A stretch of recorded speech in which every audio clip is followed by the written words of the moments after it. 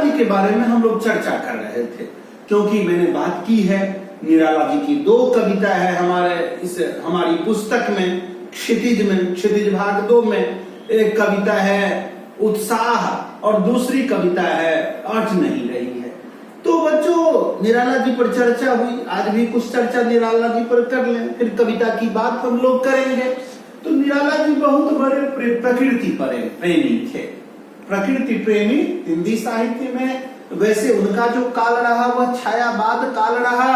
छायावाद के जितने कवि थे मुख्य रूप से पंत जी, और सबसे बड़े प्रकृतिवादी थे पंत जी। पंत जी को प्रकृति के सुकुमार कवि नाम से जाना जाता था कि प्रकृति के सबसे बड़े कवि हैं सुमित्रानंदन पंत, यह बात होती है। लेकिन निराला भी बड़े प्रकृतिवादी थे। निराला की कविता, खास करके बादल पर जो उनकी कविता है वह बहुत ही महत्वपूर्ण है। वह 6 खंडों में कविता का शीर्षक है बादल राग। यह भिन्न बात है कि उसमें से कोई खंड यहाँ नहीं है। बादल पर उनकी कविता उत्साह उस बादल राग से अलग कविता है, लेकिन बादल पर निराला, नागार्जुन, इन लोगों ने बादल पर बहुत लिखा है। गोस्वामी तुलसीदास वर्षा काल का वर्णन करते हैं, जब सुग्रीव से मित्रता के बाद, बाली वध के बाद प्रसवन पर्वत पर रहते हैं, तो वहां पर जो उनका है घन गमन नभ गर्जत घोरा प्रियाहीन डरपत मन मोरा, तो वहां की जो बात है, तो इस तरह से हम देखते हैं वहां पर कि उन्होंने भी बादल का खूब बड़ा ही मनोरम वर्णन किया है। निराला ने भी बादल का वर्णन किया है। तो बड़े प्रकृति प्रेमी थे निराला जी।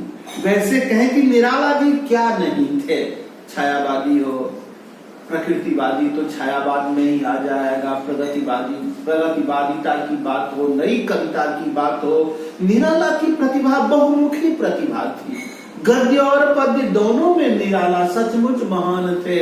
मैंने जो चर्चा की थी कि नलिन विलोचन शर्मा ने कहा है कि हिंदी इसलिए राष्ट्रभाषा होनी चाहिए कि इसमें निराला जैसे कवि हैं, तो निस्संदेह निराला इतने महत्वपूर्ण थे भी, उनका इतना महत्व था भी, तो यह निराला की बात है। तो बच्चों, निराला साहित्य में तो थे ही, पहलवान भी बहुत थे निराला जी। पहलवानी भी खूब करते थे। अभावग्रस्त तो हमेशा रहते थे। कोई विश्वविद्यालय में कहीं प्रोफेसर तो थे नहीं, कहीं के एसपी कलेक्टर तो थे नहीं, न किसी मेरे जैसे किसी प्राइवेट स्कूल में शिक्षक थे। अभी तो किताब कॉपी से, किताब से, प्रेस से जो कुछ होता था, पत्रिका से जो कुछ मिलता था, उससे अपना जीवन यापन करते थे। और उसमें से भी उनका मानना था कि गरीबी जो है इसमें सरकार से कम समाज दोषी नहीं है। वे समाज को भी बराबर का दोषी मानते थे। इसीलिए कहीं से कुछ पैसे आते थे तो निराला जी उसका मूढ़ी खरीद कर, भुजा खरीद कर कलकत्ता के स्टेशनों पर गरीबों में बांट दिया करते थे। जाड़ा का समय होता था, निराला जी थरथरा रहे हैं। किसी भक्त ने, किसी चाहने वालों ने देखा कि निराला जी को ठंड लग रही है, और निराला जी को उन्होंने चादर दे दी, कंबल दे दिया। दूसरे दिन, तीसरे दिन फिर निराला जी से किसी भीख मांगने वाले ने, गरीब व्यक्ति ने मांग कर ली। निराला जी ने उसे वह कंबल दे दिया, उसे वह चादर दे दिया।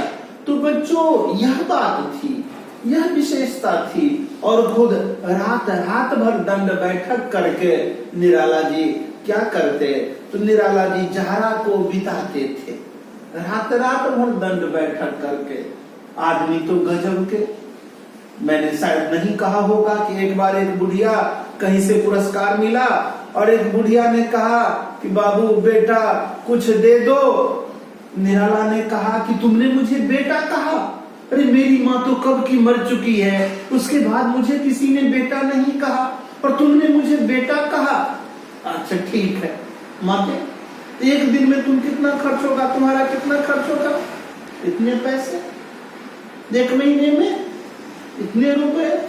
तो यह जो मेरे पास, जो उनके पास रुपए होंगे, पुरस्कार की राशि जो होगी, 200-250 उस समय में तो वही बहुत बड़ी बात थी। आज के हिसाब से लाखों रुपए की बात थी। आज लाख रुपया मिलना आसान है, उस समय में 200 रुपया मिलना बड़ा कठिन था। तो उन्होंने पूरे के पूरे पैसे उस भीख मांगने वाली को दे दिए कि माते इससे तो तुम्हारा जीवन चल जाएगा। इधर टमटम वाला, एक्का वाला भी बड़ा खुश कि मुझे भी कुछ करेंगे, मुझे भी देंगे। लेकिन निराला जी के पास किराए का पैसा नहीं था, इसीलिए वे अपने यहाँ नहीं गए। और वे महादेवी वर्मा, जो हिंदी की बहुत ही चर्चित कवयित्री, आधुनिक युग की मीरा मानी जाती हैं, महादेवी वर्मा के यहाँ गए। और महादेवी वर्मा ने क्या किया, उनको कहा कि महादेवी बहन जरा कुछ दे दो इनको। और उन्होंने कहा कि महादेवी बहन जरा कुछ दे दो। महादेवी वर्मा ने किराया दिया।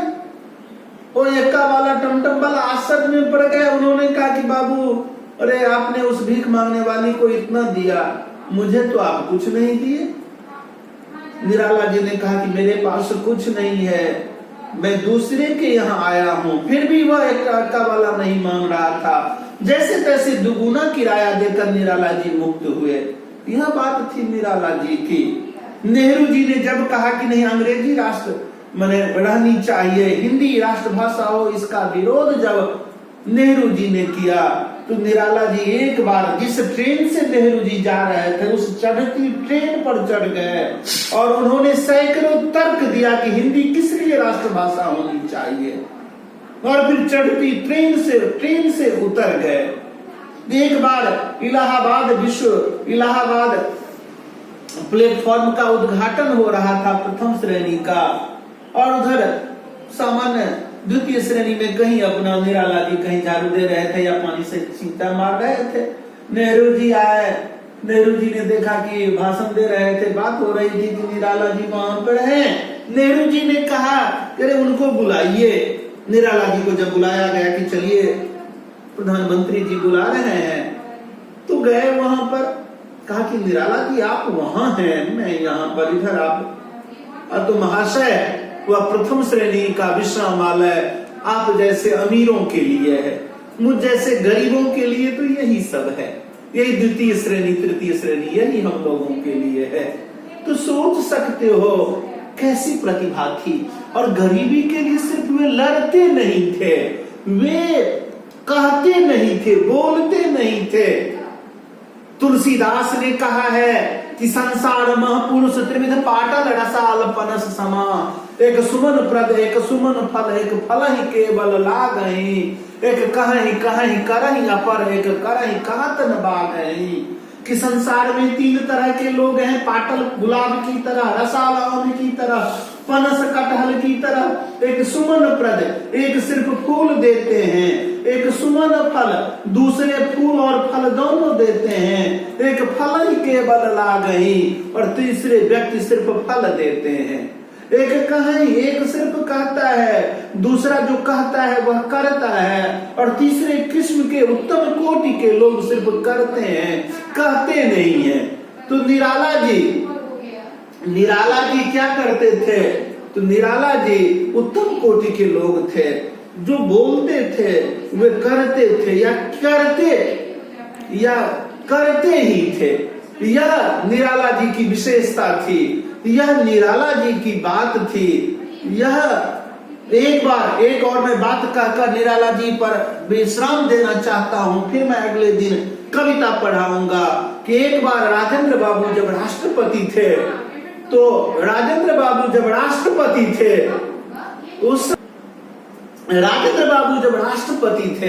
तो वे इलाहाबाद गए और उन्होंने वहां के डीएम को कहा कि जाइए आप निराला जी को बुला कर ले आइए। निराला जी इलाहाबाद में ही रहते थे। शुरुआत में तो कलकत्ता में मेदिनीपुर में रहे, बाद में वे इलाहाबाद में रहते थे।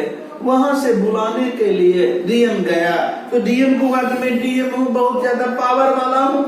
तो वे वहां पर जब गए और वहां पर जाने के बाद वे क्या किए, तो कहा कि चलिए आपको राष्ट्रपति महोदय बुला रहे हैं। डीएम था तुनक मिजाजी, मैं बड़ा पावर वाला हूँ। निराला जी कुर्सी पर बैठे थे, कुर्सी मोड़ लिए, कहा कि जाओ कह देना कि वे राष्ट्रपति हैं तो मैं साहित्यपति हूँ। डीएम ने कहा कि चलिए आपको राष्ट्रपति बुला रहे हैं, कहा कि जाइए और कह जाइए, वे राष्ट्रपति हैं तो मैं साहित्यपति हूं। जब वह डीएम गया, राष्ट्रपति को कहा राजेंद्र बाबू को, राजेंद्र बाबू ने कहा कि जरूर आपने उनके साथ अच्छा व्यवहार नहीं किया होगा, आपने अपना रोब दिखाया होगा। राजेंद्र बाबू खुद आए मिलने निराला जी से। तो बच्चों, यह निराला की विशेषता थी। और आज देखते ही हो कौन डीएम था नहीं था कोई नहीं जानता, और निराला को तुम पढ़ रहे हो। निराला के साहित्य से रुचि रखने वाले, हिंदी पढ़ने वाले सभी लोग निराला को जानते हैं। तो सही बात है कि जयंती ते सुकृति रस सिद्धा कविश्वरा नास्ति तेखम यशः काये जरा मरण जंग भयम।